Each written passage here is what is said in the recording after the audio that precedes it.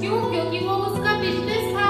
एक बोरी नमक डालता था और गधे के ऊपर लादता था और उसको बेचने ले जाता था। ये वो रोज करता था।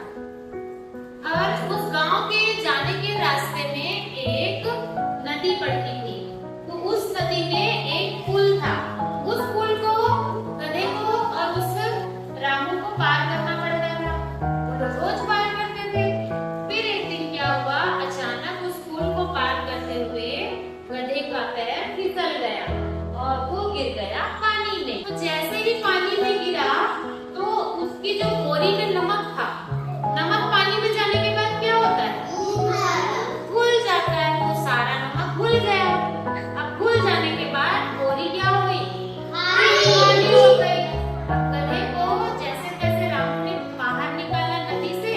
फिर उसको वापस जाना पड़ा क्योंकि नमक तो खत्म हो गया था। और गधा खुश हो गया कि आज मेरे को भारी सामान उठाकर नहीं ले जाना पड़ रहा है ना? वो खुश हो गया। फिर दूसरे दिन गधे ने सोचा, चलो मैं फिर से आज नदी में गिर जाता हूँ। फिर गधा क्या किया? दोबारा गिर गया पानी में और उसकी बोरी में रखा जो नमक था वो पूरा खुल गया। फिर उसको आराम से खाली बिना बोरी के, जो बोरी होती है भारी होती है ना, तो बोरी के बोझ से वो बच गया और फिर आराम से जाने लगा। गधा बहुत खुश हो रहा था क्योंकि उसको लगा था मैं चालाकी कर रहा हूँ, लेकिन इससे क्या हो रहा था? रामू का नुकसान हो रहा था। वो क्योंकि नमक को बेचता था ना। अब रामू ने सोचा कि एक गधे को सबक सिखाना चाहिए। उसने क्या किया? रामू ने उसके ऊपर जो नमक की बोरी थी ना, उस नमक के बोरी में उसने भर दिया रुई। रुई जानते हो?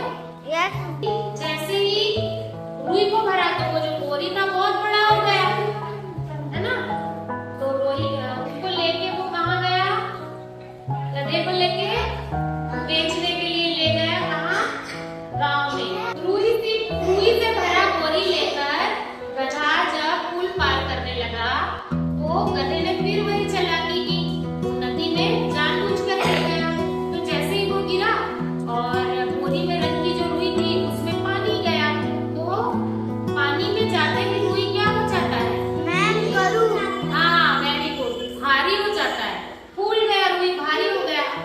अब वो तो गधा तो उठ ही नहीं पाया क्योंकि भारी हो गई थी बोरी। तो वो जैसे तैसे किसान ने उसको बाहर निकाला। अब तो गधा चल ही नहीं पा रहा था क्योंकि उसकी जो बोरी थी वो रुई से भरी बोरी, वो तो भारी हो गई थी।